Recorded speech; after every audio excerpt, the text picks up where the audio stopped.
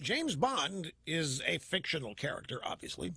James Bond was invented and created by Ian Fleming, a former spy, MI6. And James Bond is a total concept put together by Ian Fleming. He was white and Scottish.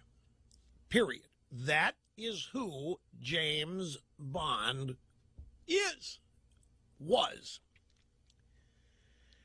But now Sony is suggesting that the next James Bond should be Idris Elba, a black Briton rather than a white from Scotland. But that's not who James Bond is. And I know it's racist to probably even point this out. But the franchise needs to get with it, right? The franchise needs to get hip. The franchise needs to get with the 21st century. Well, that's right. We have 50 years of white Bonds because Bond is white. Bond was never black. Ian Fleming never created a black Brit to play James Bond. The character was always white. He was always Scottish. He always drank vodka. And shaken, not stirred, and all that. Okay, so we're not supposed to have a problem with this. I mean, it's a movies. Come on. We've had 50 years of white James Bonds. We need to spread it out. We need to be equal. We need to be fair about this. Okay, fine. Let's play a little game. Jay-Z's favorite? How would I know what Jay-Z's favorite drink is? What would that be? Cristal? Yeah. Well, how about in the movie, we know we're going to get one. How about in the movie about the Obamas? Because there's going to be one. How about George Clooney play Obama and Kate Hudson play Michelle My Belle Obama? How would that do? I mean, if we're going to do this, let's imagine it. Nelson Mandela movie. Another, there's going to be an Idris Elba played Nelson Mandela. And Nelson Mandela was black. But the movies can do whatever. Kelsey Grammer as Nelson Mandela. How about that? We're just playing here, ladies and gentlemen. Al Sharpton. There will be a movie. The Al Sharpton story. Who do we get to play Al Sharpton? Because they need 2 or 3 of them at various...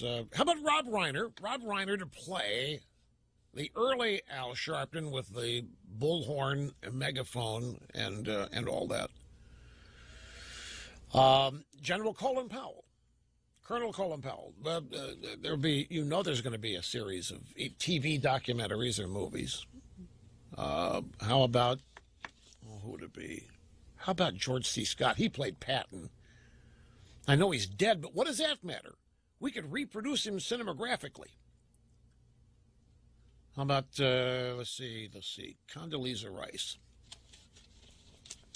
We do a movie on Condoleezza Rice. You might be thinking that we would have Halle Berry. No. Scarlett Johansson.